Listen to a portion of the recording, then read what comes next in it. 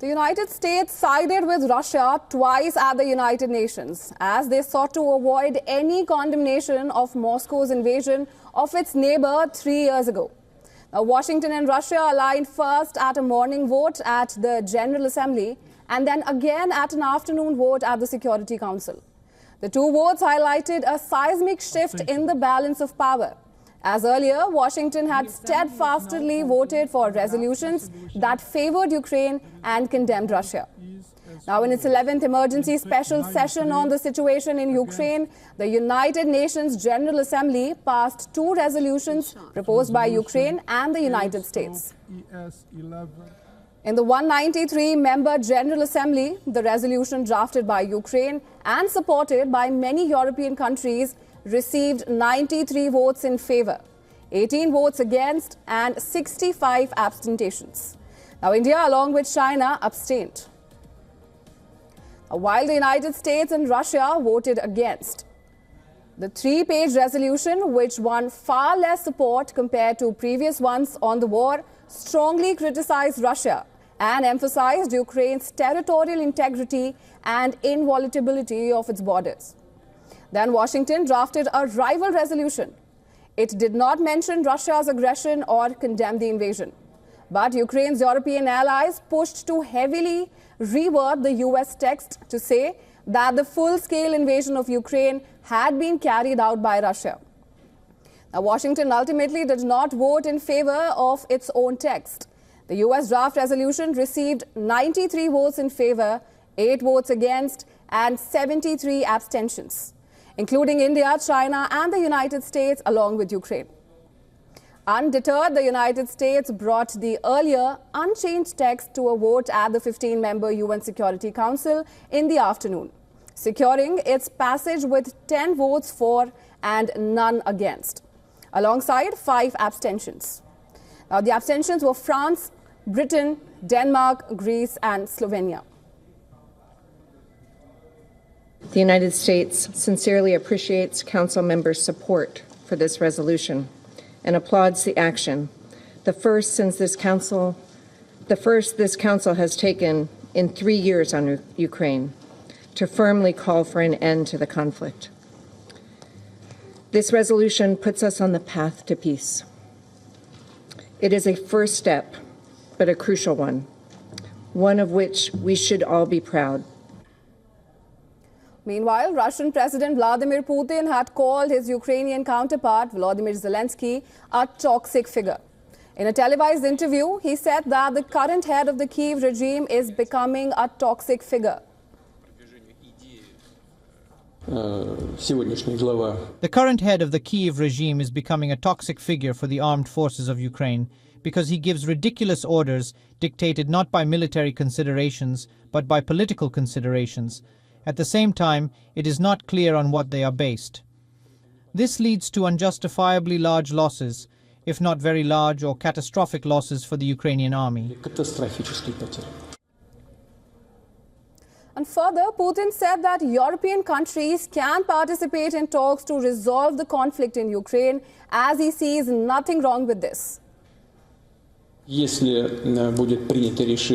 I don't see anything wrong in Europe's participation in the negotiations on Ukraine. Well, probably no one here can demand anything, especially from Russia. Let them demand it from someone else. The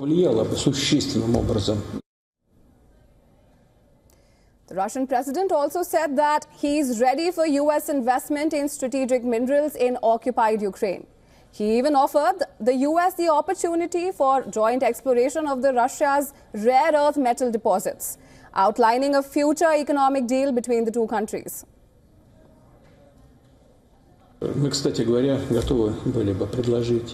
We would be ready to offer our American partners.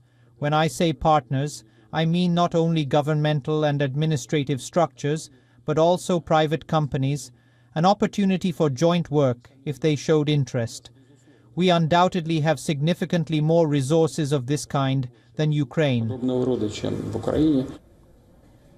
It's interesting for our viewers to know that in this interview, Putin also backed a suggestion by US counterpart Donald Trump for Russia, US and China to all cut their defense budgets in half.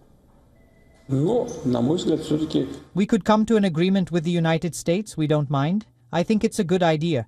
The United States would have cut by 50%, and we would have cut by 50%. Well, the People's Republic of China would join later if it wanted to. We believe that the proposal is good, and we are ready for discussions on this matter.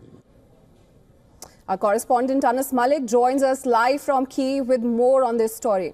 Thanks for joining us, Anas. And before we get into the nitty-gritties of the matter, can you tell us that now with the air raid warnings sounded across much of Ukraine as local authorities warned of incoming missiles fired by Russia, what are you seeing on the ground right now? Well, life is back to normalcy as we speak here in Kyiv, in the capital city of Kyiv, Diksha. These air raid sirens, they go time to time, they're sounded time to time, especially in the late half of the evening or overnight, because that is when we hear those drones coming in from Russia, most of them which are intercepted, and such a similar air raid siren was sounded earlier this morning as well, where the authorities had warned people to go to the shelters that have been designated in order to keep them safe from any incoming missiles that might be striking the capital city of Kyiv.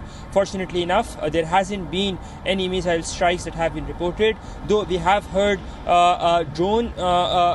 the flights of drones, the Russian drones, buzzing sounds of drones that are quite audible and that do create a sense of fear. But largely, as I talk to you, what you see behind me, this is a busy morning here in Kyiv and a busy street as well, and people are going back to work with life being back to normalcy. Diksha? Right, Anas, and US has openly sided with Russia at the UN. And to that, what is Ukraine's reaction and what does it spell for Zelensky? Well, two things. There is a paradigm shift in the US policy that the Ukrainian side has witnessed, and this is a continuation of that paradigm shift where the US is now siding with Russia, blaming Ukraine for the invasion, and so on and so forth. Most of it, of course, is not a depiction of the facts on ground. With that being said, how is Ukraine viewing this? Well, Ukraine believes that the American side is doing this measure as an arm twist measure into forcing them into an agreement, into a deal, into a ceasefire, something that the Ukrainian side is not very keen on, though they are somehow in talks with regards to a minerals deal in exchange for some guarantees. Now, these minerals deals, this mineral deal is being kept very close to the chest of the office of the president. People close to the government, even they are not even aware of what is in this particular deal that is being talked about, which is expected to be signed as early as next week at the White House. But on the part of Ukraine, despite of these deals being done, they want a security guarantee, and the fact that the US has changed or maneuvered its position, it's a continuation of the paradigm shift that the Ukrainian side has seen and has been talking about quite out loud. Diksha? Right, thanks for getting us and our viewers up to speed on that, Anas, and thanks for this ground report.